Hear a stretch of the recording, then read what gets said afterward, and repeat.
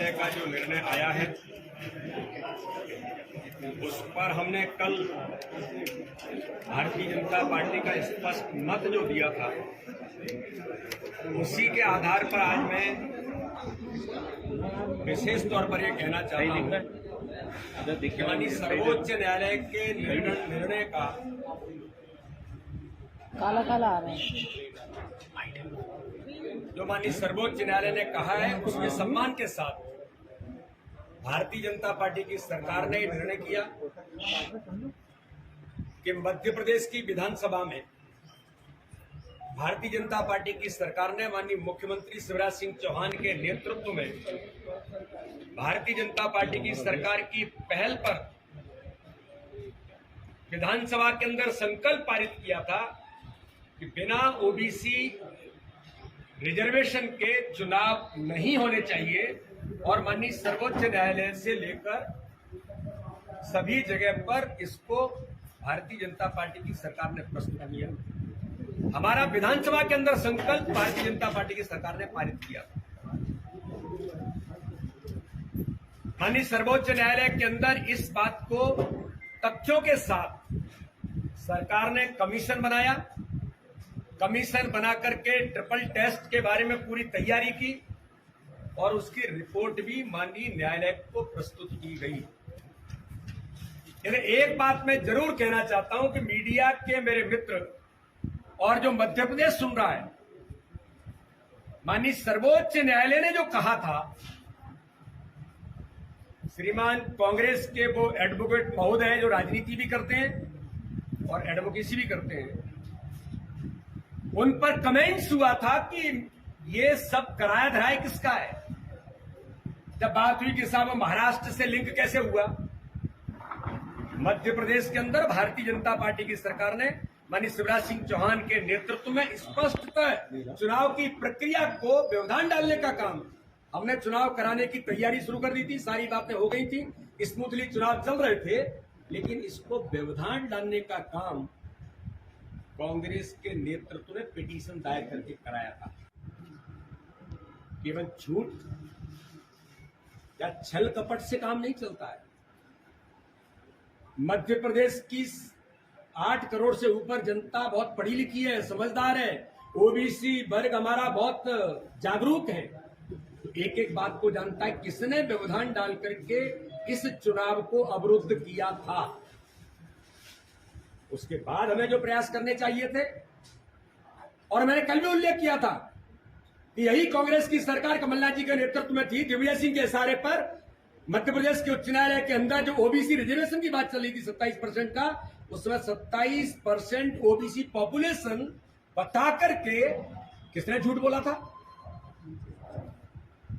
कल मैंने दिखाया था गजट में पारित करके 27% ओबीसी पॉपुलेशन मध्य प्रदेश के अंदर और 27% आरक्षण की बात कर रहे हैं। झूठ कौन बोलता है? किसने गलत तथ्यों को प्रस्तुत किया? ये कमलनाथ जी, दिग्विजय सिंह जी जो बोल रहे हैं, जरा बताएं इसका। लेकिन मैं आज बड़ी गंभीरता के साथ कहना चाहता हूं कि भारतीय जनता पार्टी की सरकार और भारतीय जनता पार्टी की तो पंचनिष्ठाओं में दलित, शोषित, पीड़ित, पिछड़े उन सब लोगों के उत्थान, ये भारतीय जनता पार्टी की पंचनिष्ठाओं में है। सभी समाजों का प्रतिनिधित्व कैसे बनेगा, सभी समाजों को स्थान कैसे मिलेगा, ये भारतीय जनता पार्टी की पंचनिष्ठाओं के साथ हमने अपने व्यवहार में करके दिखाया है। मैं गर्व से कहना चाहता हूं, भारत के लोकतंत्र के अंदर महिलाओं का प्रतिनिधित्व बढ़ना चाहिए। 50% पॉपुलेशन है तो महिलाओं को भी स्थान मिले, ये इस देश के अंदर 50% महिलाओं को स्थान मिले, ये भारतीय जनता पार्टी ने ही निर्णय लिया था। अब इसमें भी कांग्रेस झूठ बोले, इसमें भी सफेद झूठ बोल जाए हम कि हमने किया था, तो इसके लिए कौन रोक सकता है? झूठ बोलने में तो पारंगत है, अंतर्राष्ट्रीय झूठेले हैं जो हम कुछ भी कह सकते हैं। लेकिन ये भारतीय जनता पार्टी की सरकार थी जिसने ये किया था।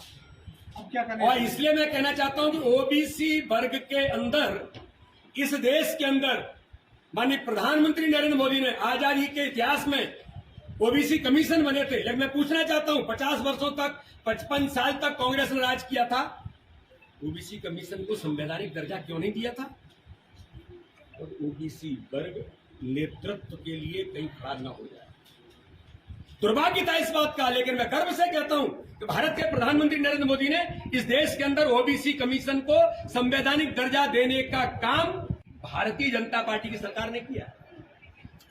एक एक इसी समाज का हमारा नेतृत्व की बात जानता है। मैं पूछना चाहता हूं, मध्य प्रदेश के अंदर तीन मुख्यमंत्री, आदरणीय उमाजी से लेकर के बाबूलाल गौर से लेकर के माननीय शिवराज सिंह चौहान अनवरत 16 वर्षों से मध्य प्रदेश का नेतृत्व कर रहे हैं, ओबीसी समाज वर्ग के मुख्यमंत्री हैं। मेरा जवाब दें कमलनाथ जी। और इसलिए मैं कहना चाहता हूं कि संविधान में माननीय सर्वोच्च न्यायालय के निर्णय का सम्मान करते हुए मैं कहता हूं, उसके बावजूद भी जो मैंने कहा है कि हमारी सरकार ने, माननीय मुख्यमंत्री जी ने अभी विदेश के दौरे उन्होंने सब रद्द कर दिए। महत्वपूर्ण दौरे थे, लेकिन उनकी गंभीरता इतनी है। मैं माननीय मुख्यमंत्री जी का धन्यवाद करता हूं और उनका हृदय से आभार करता हूं कि एक ऐसा संवेदनशील मुख्यमंत्री जो अपने ओबीसी समाज वर्ग के लिए अगर इस प्रकार की चीजों को कैसे किया जा सकता है कि मॉडिफिकेशन के लिए क्या क्या करना चाहिए, हमने किन किन वकीलों को खड़ा किया था। यही वही कांग्रेस है जो सर्वोच्च उच्च न्यायालय के अंदर जब वकील खड़े हुए थे तो मैंने तो कहा था, उनके एडवोकेट जनरल ने भी वॉकआउट कर दिया था, गए नहीं थे। जवाब दें कमलनाथ जी, जवाब दें दिग्विजय सिंह जी, जवाब दें अरुण यादव जी, जवाब दें जो बातें कर रहे हैं प्रेस के माध्यम से, आज भी मध्य प्रदेश को गुमराह करना चाहते हैं। लेकिन मैं गंभीरता से कहना चाहता हूं कि इस दिशा में माननीय मुख्यमंत्री जी ने सारे दौरे रद्द करके इस काम में मॉडिफिकेशन में हम जाएंगे। हम न्यायालय से इस बात की अपील करेंगे, गुहार करेंगे और इस दिशा में प्रयास हमारे होंगे। उसके बावजूद भारतीय जनता पार्टी हमेशा से, ये तो केवल 27% की बात है, भारतीय जनता पार्टी के नेतृत्व ने ये गंभीरता के साथ 27 क्यों, हमारे ओबीसी वर्ग के उन हमारे सभी लोगों को जिनको जरूरत है, जो हमारे अच्छे कार्यकर्ता हैं, 27 ही क्यों, 27 से ज्यादा अवसर मिलेगा तो वो भी टिकट देने का काम भारतीय जनता पार्टी का, हमारा जो संगठन है, वो चाहे पंचायत चुनाव होंगे चाहे और भी चुनाव होंगे, उन सारे चुनाव में उसके आधार पर जाने का काम भारतीय जनता पार्टी का संगठन करेगा। और मित्रों, मैं विशेष तौर पर इस बात के लिए कहना चाहता हूं कि इस दिशा में भारतीय जनता पार्टी का हमारा जो नेतृत्व है, माननीय मुख्यमंत्री जी के नेतृत्व में हम जिस प्रकार से आगे बढ़े, मैं पूछना चाहता हूं कमलनाथ जी से, आपके माध्यम से, आपकी सरकार थी, 15 महीने मुख्यमंत्री थे, 27% ओबीसी के आरक्षण की जो मध्य प्रदेश विधानसभा में संकल्प पारित करते बात उस समय हुई थी, आप मुख्यमंत्री थे। परीक्षाओं के अंदर जब स्टे लगा था तब आप 15 महीने क्या करते रहे, उन बच्चों को आप अवसर नहीं दिला पाए थे। लेकिन ये भारतीय जनता पार्टी की सरकार जैसे ही बनी, माननीय शिवराज सिंह चौहान ने जैसे ही शपथ ली, उसके बाद मध्य प्रदेश के उच्च न्यायालय से लेकर के जब प्रयास करते हुए 27% रिजर्वेशन देने का काम मध्य प्रदेश के अंदर माननीय मुख्यमंत्री शिवराज सिंह चौहान ने किया। माननीय प्रधानमंत्री नरेंद्र मोदी जी को मैं धन्यवाद करना चाहता हूं। जवाब दें इस बात का कांग्रेस की लीडरशिप कि 27% आरक्षण नीट के अंदर किसने दिया है, वो भारतीय जनता पार्टी की सरकार, माननीय प्रधानमंत्री नरेंद्र मोदी जी ने मेडिकल और डेंटल के अंदर आरक्षण देने का काम भारतीय जनता पार्टी की सरकार ने। आप केवल झूठ बोल सकते हैं, क्योंकि आपके खून में झूठ बोल करके भ्रम फैलाना, समाज को कैसे गुमराह करना, चाहे दंगे कराना हो, चाहे समाजों को किसी प्रकार से भ्रमित करना हो, केवल आपको यही आता है। आप तो वैक्सीन पर भी कह रहे थे कि मोदी जी का वैक्सीन है, पता नहीं क्या हो जाएगा, ये भी आप काम कर रहे थे। दुर्भाग्य है कि आप कांग्रेस के चरित्र में, कांग्रेस के खून में अंग्रेजों का खून जो फूट डाल करके राज करना, ये केवल रहा। ये भारतीय जनता पार्टी की सरकार माननीय प्रधानमंत्री के नेतृत्व में, माननीय मुख्यमंत्री के नेतृत्व में हर गरीब के लिए, हर समाज वर्ग के लिए, दलित, पिछड़े, वंचित, शोषित, उनको स्थान देने के लिए भारतीय जनता पार्टी की सरकार प्रतिबद्ध है और हम उस काम पर आगे बढ़ने का काम कर रहे हैं। यानी सर्वोच्च न्यायालय के निर्णय के अधीन जो काम करेगा वो निर्वाचन आयोग माननीय न्यायालय के आदेश पर काम कर रहा होगा।